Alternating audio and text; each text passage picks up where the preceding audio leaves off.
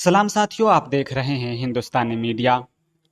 राजनीति में सेवा भाव लेकर आए मनोज झा ने इस बार के विधानसभा चुनाव में बाबूबरही सीट से ताल ठोकने का ऐलान कर दिया है। उन्होंने हिंदुस्तानी मीडिया से खास बातचीत में कहा कि मैं वह नेता नहीं जो चुनाव जीतने के बाद गायब हो जाए, बल्कि अपनों के बीच रहकर लगातार सेवा करता रहूंगा।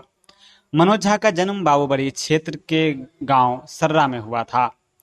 उनके पिताजी शिक्षक थे और उन्हीं के छाया में रहकर उन्होंने शिक्षा प्राप्त की। वे बताते हैं कि आज से लगभग 15 साल पहले जब वे अपने गांव लौटे थे, तब वहां की स्थिति काफी बदहाल थी। गांव को जोड़ने वाली सड़कें नहीं थी, पलार नदी पर पुल नहीं था, जिससे लोगों को गांव तक पहुंचने के लिए कई किलोमीटर का चक्कर लगाना पड़ता था। बिजली की व्यवस्था नाम मात्र थी और जो थी भी वह बांस के सहारे पहुंचाई जाती थी। मनोज झा ने बताया कि वे वर्ष 2010 से राजनीति में सक्रिय हैं और तब से ही उन्होंने समाज सेवा को अपना उद्देश्य बनाया है। उनका सपना है कि गरीब बच्चों को अच्छी शिक्षा मिले और किसानों को सरकार द्वारा दी जाने वाली सभी प्रोत्साहन राशि ईमानदारी से मिले ताकि वे आधुनिक खेती कर सके। देखिए यह वीडियो।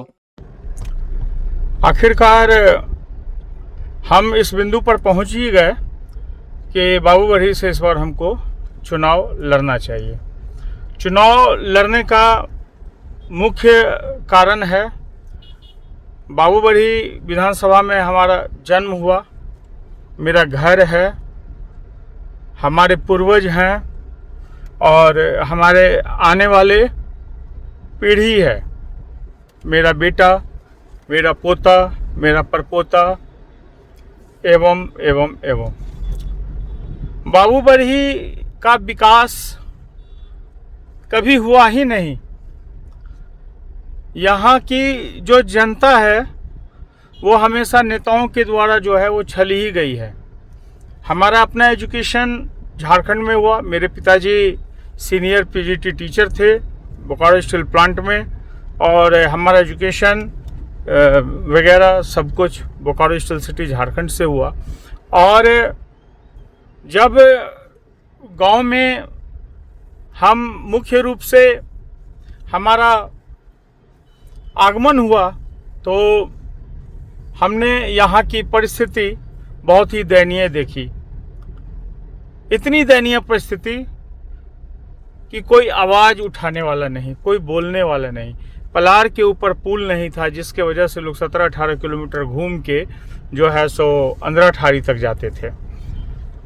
गांव में सड़क नहीं था, गांव के अंदर सड़क का लाइन ही नहीं था, जो सड़क कहा जाए वो सड़क का लाइन ही नहीं था। और बिजली की समस्या ऐसी थी कि खंभा पे बांस के ऊपर जो है बिजली का तार जो है सो लटका के चलता था। एक बार कोई आंधी तूफान आता था तो वो टूट के गिरता था, तो 10-10 दिन के बाद बड़ा मुश्किल से उसको लोग खुद अपने पर्सनल लेवल पे जोड़ते थे, फिर स्थिति कुछ दिन के बाद वैसे ही आ जाती थी। अभी जो फिलहाल बाबूबरही की स्थिति है, मैंने इन सब चीज़ों को अपने 15 वर्षों में के कार्यकाल में जो मैंने 15 वर्ष राजनीति में दिया है। 2010 में हमने चुनाव लड़ा था, 2020 में मैंने बाबूबरही विधानसभा से चुनाव लड़ा था, 2010 में मैंने बाबूबरही विधानसभा से चुनाव लड़ा था। तो इन 15 सालों में हमने जो स्टडी किया कि यहाँ अगर आप अपने समाज का डेवलपमेंट चाहते हैं और आपको माया है गरीबों के प्रति, गरीब के बच्चों के प्रति, तो सर्वप्रथम इनको एजुकेशन का अच्छा स्कूल मिले, कॉलेज मिले और ये एजुकेटेड हों। दूसरा, कोई भी गरीब अपने बच्चे को जो पढ़ाएंगे सरकार के द्वारा जितने भी लाभ इन लोगों को दिए जाते हैं वो सुचारू ढंग से मिले। तीसरा, हमारी देश की नींव खेती पे टिकी हुई है और खेती के तरफ ध्यान देने के बजाय जो भी किसानों को सरकार के द्वारा दिया जाता है उसको गबन कर लिया जाता है और इनके तक वो राशि नहीं पहुंचती। यहाँ तक कि गांव में जो राशन वगैरह बंटता है वहाँ भी इन लोगों को डरा धमका के राशन बहुत कम ही दिया जाता है और कितनों को नहीं दिया जाता है। इस तरह की समस्या जो बाबूबरी विधानसभा में बनी हुई है वह आम आदमी के जीने की समस्या नहीं बनी हुई है।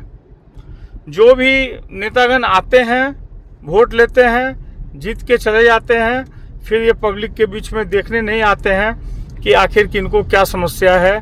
किसी गरीब के बच्चे को, किसी बच्चे को एजुकेशन की समस्या है या मेडिकल की समस्या है या राशन की समस्या है, खाद की समस्या है। बेरोजगारी के तरफ किसी ने कदम ही नहीं उठाया। आज हमारे नवयुवक भाई लोग जो बेरोजगार हैं, जो कर्मठ हैं और हर तरह से अगर उनको मौका मिले तो देश के लिए अच्छा सेवा कर सकते हैं, योगदान दे सकते हैं, इन लोगों के तरफ, बेरोजगारी के तरफ, नवयुवक जो बर्बाद हो रहा है, जो नवयुवक के जीवन के साथ खिलवाड़ हो रहा है, आज तक कोई नेतागण इन लोगों के लिए बोला ही नहीं। यहाँ कोई कुछ करना ही नहीं चाहता है, न कोई हॉस्पिटल के लिए बोलना चाहता है। जो आज बाबूबरी विधानसभा में सारे हॉस्पिटल्स बंद हैं और गरीब लोग जो है वो प्राइवेट हॉस्पिटल्स में जाके इलाज कराने के लिए बाध्य होते हैं, अपने खेत को बेच के और गहना वगैरह को बेच के प्राइवेट में इलाज कराते हैं। जब उनके पास खत्म हो जाता है तो रह जाता है इनके पास सिर्फ IGMS और एम्स हॉस्पिटल में रिकमेंड, जहां जाके ये लोग अपना दम तोड़ते हैं। कोई बोलने वाला नहीं है।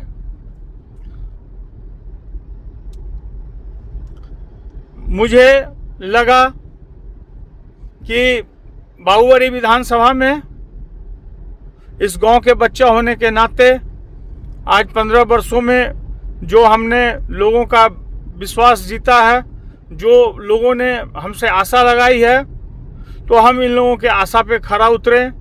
बाबूबरी में हर गांव में हॉस्पिटल सुचारू ढंग से चालू हो, स्कूल, सरकारी स्कूल में पढ़ने की अच्छी व्यवस्था हो, सारे स्कूल अच्छे ढंग से चलें और बाबूबरी के अंतर्गत CBSE स्कूल आए, केंद्रीय विद्यालय, जिसका फीस कंट्रोल रेट पे रहता है।